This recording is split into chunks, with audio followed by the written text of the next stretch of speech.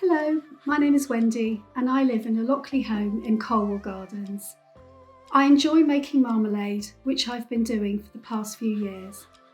Today I'm going to show you how to make a Seville orange marmalade, an original and classic variety as made famous by Paddington Bear.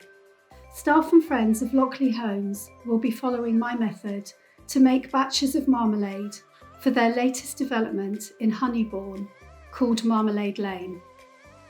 Lockley Homes will be giving away the marmalade for a small donation at their open day in Honeybourne on February the 15th.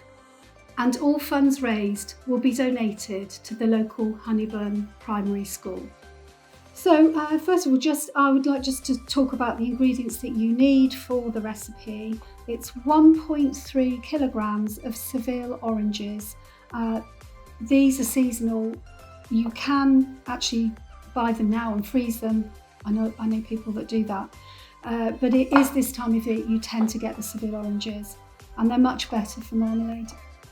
So 1.3 kilograms of Seville oranges, the juice of 2 lemons, 2 litres of water, and 2.6 kilograms of, I'm using preserving sugar. You can use granulated sugar, but I think it's better to use preserving sugar. So for the recipe, we cook the oranges and the lemons together with the water, but then we split the sugar, the 2.6 kilograms of sugar, into two 1.3 kilogram batches, and we actually boil those separately. The reason being is if you put 2.6 kilograms of sugar even in a 4 litre saucepan, it will boil over and be a horrible mess. So it's important to do it into 2 batches, and I will talk you through that. I'm going to just talk through the equipment that you need. So a sieve, the larger the sieve, the better really. A bowl that will sit in there. That will then, what we do is we actually press down the pulp, which I will go through. A thermometer, 2 small plates, your jars, which need to be washed with soapy water, and then we heat those in the oven. This is quite useful because this is to help aid you to actually pour the hot marmalade into the jars without spilling it all over the edge. Some wax circles for this size for a pound jar, which you can buy from many places, not just Lakeland as advertised there. Another jug, a set of scales, digital scales in a bowl, an oven-proof dish to put your sugar in, a wooden spoon, a knife, a spatula, a couple of tablespoons, and a chopping board. So that's the equipment. So the oranges with the lemon juice have to be cooked in a very large saucepan. So 2 saucepans is great for this recipe, but if you've only got 1 large, then that's fine. It needs to be about 4 litres. So you put your oranges, the juice of 2 lemons, the water into the saucepan. You then use one of your little plates to press down the oranges because they tend to bob up, and you need to cook that, bring it to the boil and simmer for, the recipe says 2 hours, but usually it's about an hour and a half, an hour and 40 at the absolute most. So do check. You can check by when you prick the oranges, they should be really soft and the knife will go through very quickly. Once you've boiled that, you then need to move the oranges, decant the oranges into a bowl, leaving the cooked water to cool down. You need to be able to handle the oranges to cut in half, which I will go through that process in a minute. So you've cooked your oranges, you've let them cool down, and the next process is to cut the orange in half and scoop out all the bits of orange, the pips, everything basically, and you're going to put it back into the water that the oranges had cooked in. So just scrape as much as you can out over the saucepan, and then using your tablespoon, really scrape the skin. What you're trying to do is to get as much of this is pith, and really important in the setting process. So as much as you can of that. So I'll just demonstrate, some people like thicker cut shredded marmalade, but it's always going to be thicker than you think it is. So you just use quite a sharp knife and cut it very thinly. This process, you can't really rush this, so take your time. So once you've cut all of this up, you then have your bowl, and this is the rest that I've done earlier. Just add it to your bowl. Okay, so we've got all of our pith that we've scooped out of the oranges into the orange and lemon water, and we're going to heat that through very slowly. Once it comes to boiling point, we then simmer for 6 minutes.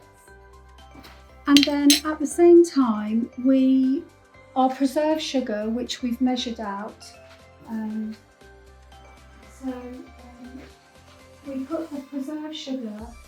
I'm going to use my warming oven, but obviously a low setting, maybe less than 100 in your bottom of your oven is absolutely fine. So I'm going to put it on max and just take that away.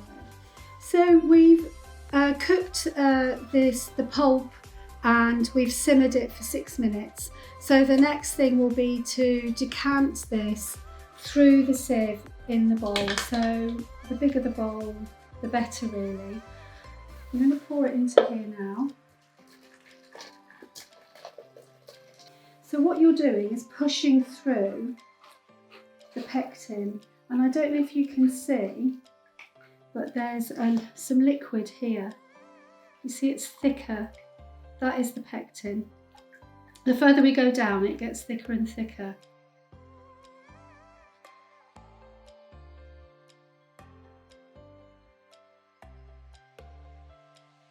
I've made a decision that we'll stop now. So you can see how much is left, and it's very sticky, and we probably won't get much more out of there. So what we do now is we just discard this. This goes in the bin. What we're going to do is pour all of this into the jug, and we're going to measure how much liquid is left. We're then going to half that, because this next process will be in 2 separate batches. And then this, with all the pulpy bits, goes back into the saucepan.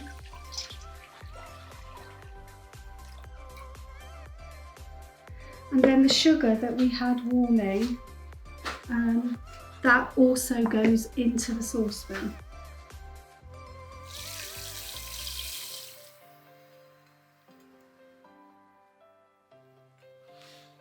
The shredded oranges that we've had, so about half. It's kind of a bit of a guess really.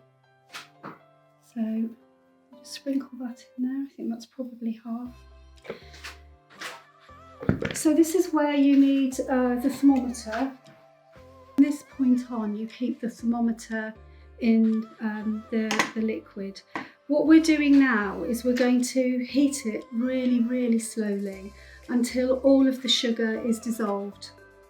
That can take up to about 10 minutes. All of the sugar has dissolved, so if we just do a random, can you see that there isn't any sugar granules in there? So that is ready now. And the next stage is actually to start rapidly boiling, so that we can reach a point of temperature that it starts to set.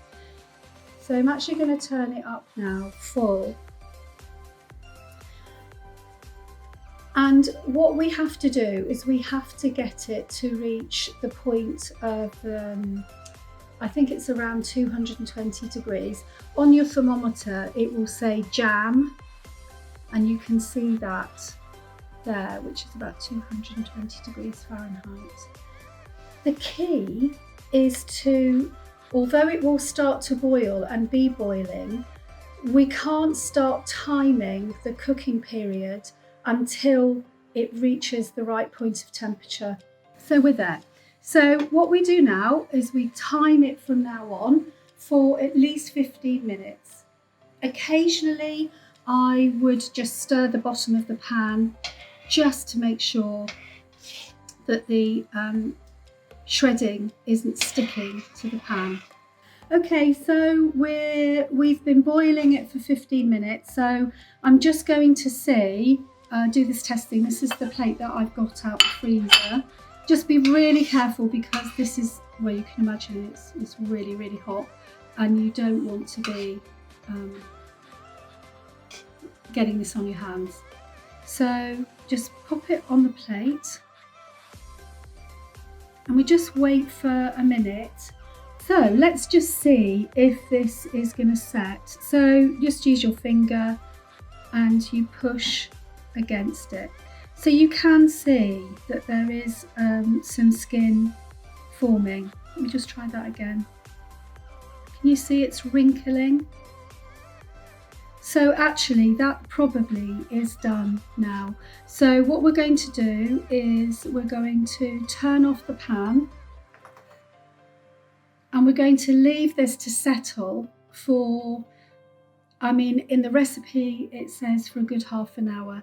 I think probably about 15 to 20 minutes, it's okay. The other thing that you can do, if you notice that there's some scum, what we call scum, these white bits that's around the edge, we'll just see how that settles. But to get rid of that, if you put just a tiny knob of butter into that and give it a little stir, then all of that scummy bit will disperse.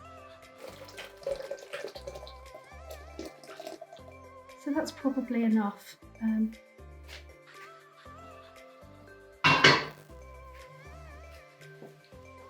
The other thing that you may find is as you tip your marmalade into the jars, that a lot of the shreds of marmalade may go all in one jar. So just have your spoon ready so that you can have a look at that.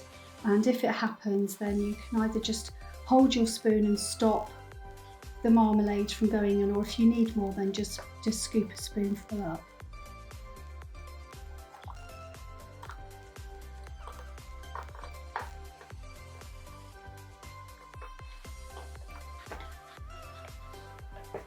And then we get our wax circles and just very carefully place them on the top. It just forms a bit of a seal. And put the lid on. Just make sure that you do put the lid on very tightly. Obviously this jar is very hot. And just make sure you really screw it up tightly and then allow them to cool down, and then your marmalade will be set. So that's it. I shall do the second batch, and I hope you enjoy making it. It's a great feeling when you've done this. So yeah, enjoy.